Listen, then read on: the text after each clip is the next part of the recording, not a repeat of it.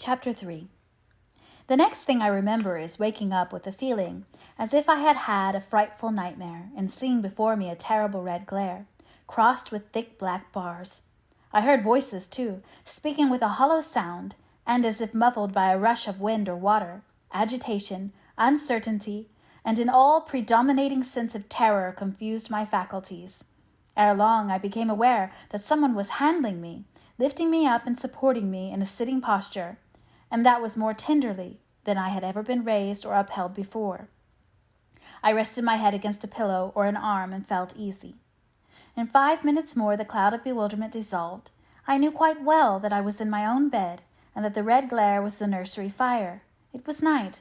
A candle burnt on the table. Bessie stood at the bed foot with a basin in her hand, and a gentleman sat in a chair near my pillow, leaning over me. I felt an inexpressible relief, a soothing conviction of protection and security, when I knew that there was a stranger in the room, an individual not belonging to Gateshead, and not related to Mrs. Reed. Turning from Bessie, though her presence was far less obnoxious to me than that of Abbott, for instance, would have been, I scrutinized the face of the gentleman. I knew him. It was Mr. Lloyd, an apothecary, sometimes called in by Mrs. Reed when the servants were ailing. For herself and the children she employed a physician. "Well, who am I?" he asked. I pronounced his name, offering him at the same time my hand. He took it, smiling and saying, "We shall do very well by and by." Then he laid me down and, addressing Bessie, charged her to be very careful that I was not disturbed during the night. Having given some further directions and intimated that he should call again the next day, he departed, to my grief. I felt so sheltered and befriended while he sat there in the chair near my pillow. And as he closed the door after him, all the room darkened and my heart again sank. Inexpressible sadness weighed it down. "Do you feel as if you should sleep, miss?" asked Bessie rather softly. Scarcely dared I answer her, for I feared the next sentence might be rough. "I will try. Would you like to drink, or could you eat anything?" "No, thank you, Bessie." "Then I think I shall go to bed, for it is past 12 o'clock. But you may call me if you want anything in the night." Wonderful civility, this. It emboldened me to ask a question. "Bessie, what is the matter with me? Am I ill? You fell sick, I suppose, in the red room with crying. You'll be better soon, no doubt." Bessie went into the housemaid's apartment, which was near. I heard her say, "Sarah, come and sleep with me in the nursery. I daren't for my life be alone with that poor child tonight. She might die. It's a strange thing she should have that fit. I wonder if she saw anything. Mrs. was rather too hard." Sarah came back with her. They both went to bed. They were whispering together for half an hour before they fell asleep. I caught scraps of their conversation, from which I was able only too distinctly to infer the main subject discussed. Something passed her, all dressed in white, and vanished. A great black dog behind him. 3 loud raps on the chamber door. A light in the churchyard, just over his grave, etc., etc. At last both slept. The fire and the candle went out. For me, the watches of that long night passed in ghastly wakefulness. Ear, eye, and mind were alike strained by dread, such dread as children only can feel. No severe or prolonged bodily illness followed this incident of the Red Room. It only gave my nerves a shock, of which I feel the reverberation to this day. Yes, Mrs. Reed, to you I owe some fearful pangs of mental suffering. But I ought to forgive you, for you knew not what you did. While rending my heartstrings, you thought you were only uprooting my bad propensities. Next day by noon I was up and dressed, and sat wrapped in a shawl by the nursery hearth. I felt physically weak and broken down, but my worst ailment was an unutterable wretchedness of mind, a wretchedness which kept drawing from me silent tears. No sooner had I wiped one salt drop from my cheek than another followed. Yet I thought I ought to have been happy, for none of the Reeds were there. They were all gone out in the carriage with their mamma. Abbott, too, was sewing in another room, and Bessie, as she moved hither and thither, putting away toys and arranging drawers, addressed to me every now and then a word of unwonted kindness. This state of things should have been to me a paradise of peace, accustomed as I was to a life of ceaseless reprimand and thankless fagging. But in fact, my racked nerves were now in such a state that no calm could soothe and no pleasure excite them agreeably. Bessie had been down into the kitchen, and she brought up with her a tart on a certain brightly painted china plate, whose bird of paradise, nestling in a wreath of convolvuli and rosebuds, had been wont to stir in me a most enthusiastic sense of admiration, and which plate I had often petitioned to be allowed to take in my hand in order to examine it more closely, but had always hitherto been deemed unworthy of such a privilege. This precious vessel was now placed on my knee, and I was cordially invited to eat the circlet of delicate pastry upon it. Vain favor! Coming, like most other favors, long deferred and often wished for, too late. I could not eat the tart, and the plumage of the bird, the tints of the flowers, seemed strangely faded. I put both plate and tart away. Bessie asked if I would have a book. The word book acted as a transient stimulus, and I begged her to fetch Gulliver's Travels from the library. This book I had again and again perused with delight. I considered it a narrative of facts, and discovered it in a vein of interest deeper than what I found in fairy tales. For as to the elves, having sought them in vain among foxglove leaves and bells, under mushrooms and beneath the ground ivy mantling old wall nooks, I had at length made up my mind to the sad truth that they were all gone out of England to some savage country where the woods were wilder and thicker, and the population more scant, whereas Lilliput and Brobdingnag being, in my creed, solid parts of the earth's surface, I doubted not that I might one day, by taking a long voyage, see with my own eyes the little fields, houses, and trees, the diminutive people, the tiny cows, sheep, and birds of the one realm, and the cornfields, forest high, the mighty mastiffs, the monster cats, the tower-like men and women of the other. Yet when this cherished volume was now placed in my hand, when I turned over its leaves, and sought in its marvelous pictures the charm I had till now never failed to find, all was eerie and dreary. The giants were gaunt goblins, the pygmies malevolent and fearful imps, Gulliver a most desolate wanderer in most dread and dangerous regions. I closed the book which I dared no longer peruse, and put it on the table beside the untasted tart. Bessie had now finished dusting and tidying the room, and having washed her hands, she opened a certain little drawer full of splendid shreds of silk and satin, and began making a new bonnet for Georgiana's doll. Meantime she sang. Her song was, "In the days when we went gypsying a long time ago." I had often heard the song before, and always with lively delight, for Bessie had a sweet voice, at least I thought so. But now, though her voice was still sweet, I found in its melody an indescribable sadness. Sometimes preoccupied with her work, she sang the refrain very low, very lingeringly. "A long time ago" came out like the saddest cadence of a funeral hymn. She passed into another ballad, this time a really doleful one. "My feet they are sore, and my limbs they are weary. Long is the way, and the mountains are wild. Soon will the twilight close moonless and dreary over the path of the poor orphan child. Why did they send me so far and so lonely, up where the moors spread and grey rocks are piled? Men are hard-hearted, and kind angels only watch o'er the steps of a poor orphan child. Yet distant and soft the night breeze is blowing, clouds there are none, and clear stars beam mild. God in his mercy protection is showing, comfort and hope to the poor orphan child. Even should I fall o'er the broken bridge passing, or stray in the marshes by false lights beguiled, still will my Father, with promise and blessing, take to his bosom the poor orphan child. There is a thought that for strength should avail me, though both of shelter and kindred despoiled. Heaven is a home, and a rest will not fail me.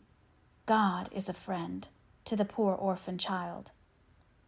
"Come, Miss Jane, don't cry," said Bessie as she finished. She might as well have said to the fire, "Don't burn." But how could she divine the morbid suffering which I was a prey? In the course of the morning Mr. Lloyd came again. "What, already up?" said he, as he entered the nursery. "Well, nurse, how is she?" Bessie answered that I was doing very well. "Then she ought to look more cheerful. Come here, Miss Jane. Your name is Jane, is it not?" "Yes, sir, Jane Eyre." "Well, you have been crying, Miss Jane Eyre. Can you tell me what about? Have you any pain?" "No, sir." "Oh, I dare say she is crying because she could not go out with the missus in the carriage," interposed Bessie. "Surely not. Why, she is too old for such pettishness." I thought so too, and my self-esteem being wounded by the false charge, I answered promptly, "I never cried for such a thing in my life. I hate going out in the carriage. I cry because I am miserable."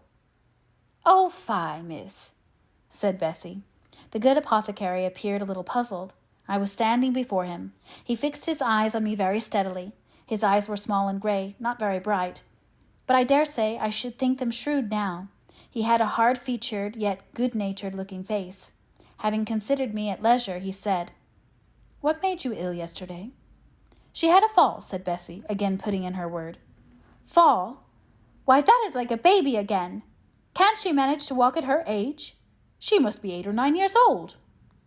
"I was knocked down," was the blunt explanation, jerked out of me by another pang of mortified pride.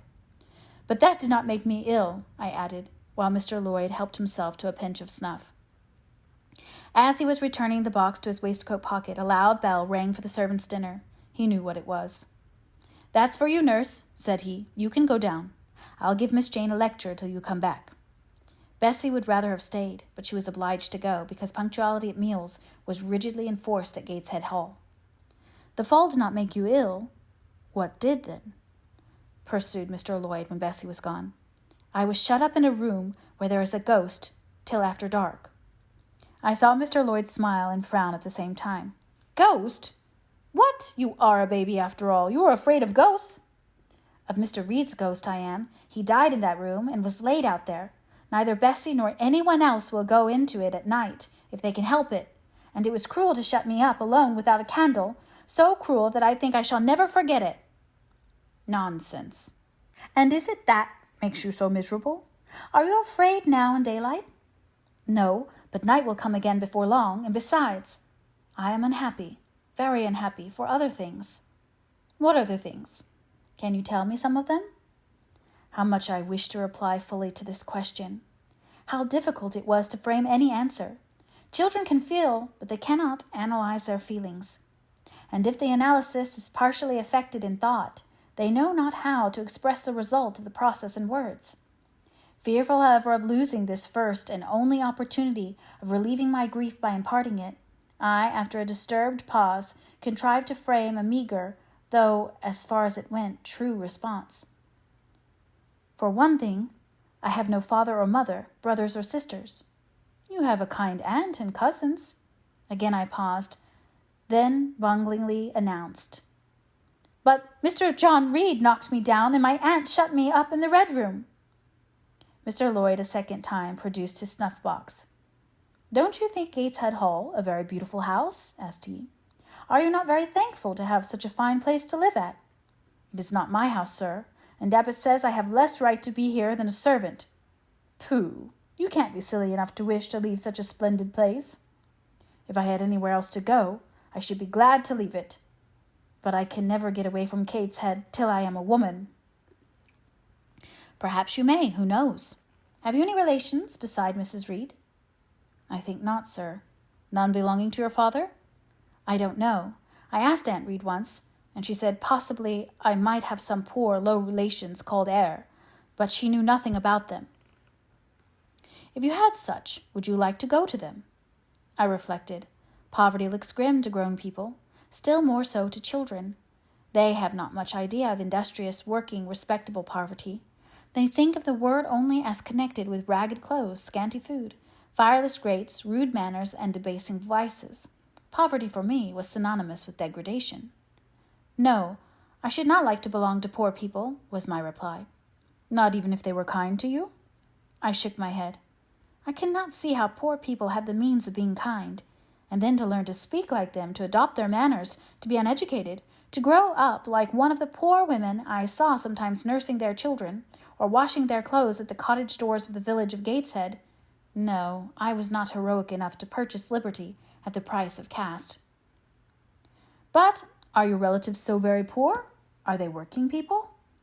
"I cannot tell. Aunt Reed says if I have any, they must be a beggarly set. I should not like to go a-begging." "Would you like to go to school?" Again I reflected. I scarcely knew what school was. Bessie sometimes spoke of it as a place where young ladies sat in the stocks, wore backboards, and were expected to be exceedingly genteel and precise. John Reed hated his school and abused his master, but John Reed's tastes were no rule for mine, and if Bessie's accounts of school discipline, gathered from the young ladies of a family where she had lived before coming to Gateshead, were somewhat appalling, Her details of certain accomplishments attained by these same young ladies were, I thought, equally attractive. She boasted of beautiful paintings of landscapes and flowers by them executed, of songs they could sing and pieces they could play, of purses they could knit, of French books they could translate, till my spirit was moved to emulation as I listened. Besides, school would be a complete change. It implied a long journey, an entire separation from Gateshead, an entrance into a new life. I should indeed like to go to school, was the audible conclusion of my musings. Well, well, who knows what may happen, said Mr. Lloyd as he got up. The child ought to have change of air and scene, he added, speaking to himself. Nerves not in a good state. Bessie now returned. At the same moment the carriage was heard rolling up the gravel walk. Is that your mistress, nurse? Asked Mr. Lloyd. I should like to speak to her before I go. Bessie invited him to walk into the breakfast-room and led the way out. In the interview which followed between him and Mrs. Reed, I presume, from after occurrences, that the apothecary ventured to recommend my being sent to school. And the recommendation was no doubt readily enough adopted, for as Abbot said, in discussing the subject with Bessie, when both sat sewing in the nursery one night after I was in bed, and as they thought, asleep, Mrs. was, she dared say, glad enough to get rid of such a tiresome, ill-conditioned child, who always looked as if she were watching everybody and scheming plots underhand. Abbot, I think, gave me credit for being a sort of infantine Guy Fawkes. On that same occasion I learned for the first time from Miss Abbot's communications to Bessie that my father had been a poor clergyman, that my mother had married him against the wishes of her friends, who considered the match beneath her, that my grandfather Reed was so irritated at her disobedience he cut her off without a shilling, that after my mother and father had been married a year, the latter caught the typhus fever while visiting among the poor of a large manufacturing town where his curacy was situated, and where that disease was then prevalent, that my mother took the infection from him and both died within a month of each other. Bessie, when she had heard this narrative, sighed and said, Poor Miss Jane is to be pitied too, Abbot. Yes, responded Abbot. If she were a nice, pretty child, one might compassionate her forlornness. But one really cannot care for such a little toad as that. Not a great deal, to be sure, agreed Bessie. At any rate, a beauty like Miss Georgiana would be more moving in the same condition. Yes, I dote on Miss Georgiana, cried the fervent Abbot. A little darling, with her long curls and her blue eyes, and such a sweet colour as she has, just as if she were painted. Bessie, I could fancy a Welsh rabbit for supper. So could I, with a roast onion. Come, we'll go down. They went.